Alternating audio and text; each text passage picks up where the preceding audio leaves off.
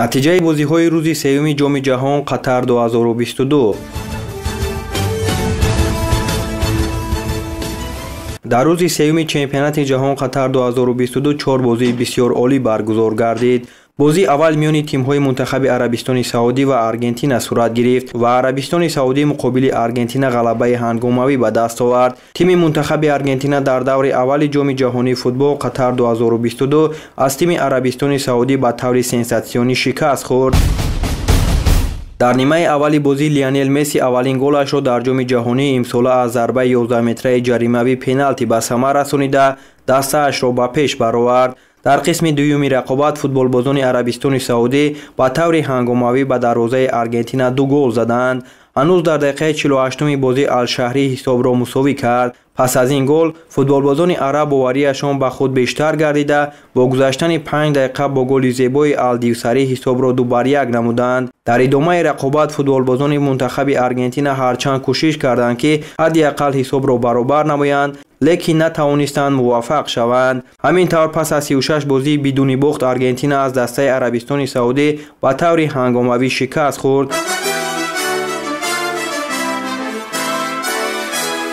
бояд қайд намоем ки Аргентина пас аз 32 сол ҷоми ҷаҳонро бо бохт оғоз кард ва бо шикасти шашумин дар таърих рӯбарӯ шуд. ҳамчунин дар ин вохӯрӣ ягона голи Аргентинаро Лионел Месси аз зарбаи 11-метра пеналти ба самар расонид. бо ин гол Месси тавонист ки дар 4 ҷоми ҷаҳон солҳои 2006, 2014, 2018 ва 2022 ба задани гол даст ёбад.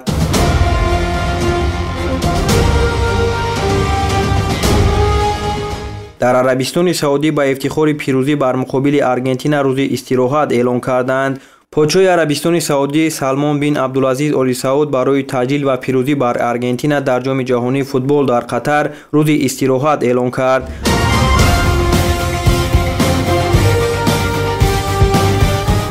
баъд аз рақобати Арабистони Саудӣ бо Аргентина бозӣ миёни тими мунтахаби Дания ва Тунис баргузор шуд. рақобат миёни ин ду тим бо натиҷаи мусовӣ 0-0 ба охир расид.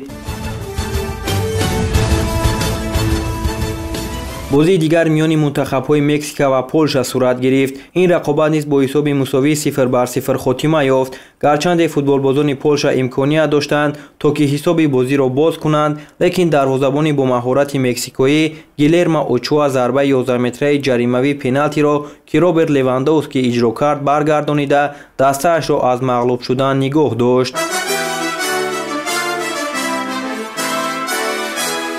бозии ҷанбастии рӯзи сеюми чемпионати ҷаҳон Қатар 2022 бо ғалабаи бузурги Фаронса муқобили Австралия ба поён расид. дар доираи бозиҳои даври аввали марҳилаи гурӯҳии ҷоми ҷаҳонии футбол дар Қатар мунтахабҳои Фаронса ва Австралия ба ҳам омаданд.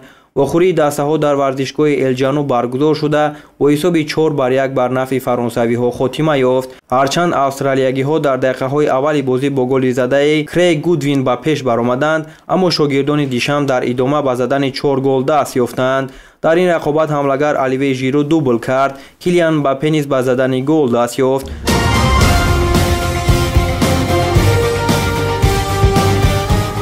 фаронса қаҳрамони феълии ҷаҳон аст ва бо мақсади ҳимояи унвони чемпионӣ ба Қатар омадааст. дар гурӯҳи Д аз рӯи натиҷагирии бозиҳои даври аввал Фаронса бо касби 3 имтиёз пештафи гурӯҳ, Дания бо касби 1 имтиёз дар ҷойи дуюм, Тунис низ бо касби 1 имтиёз дар ҷойи сеюм ва Австралия бидуни имтиёз дар ҷойи чорум қарор гирифтааст.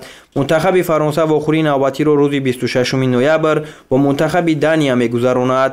австралиягиҳо бошад дар ҳамин рӯз бо Тунис вомехӯранд.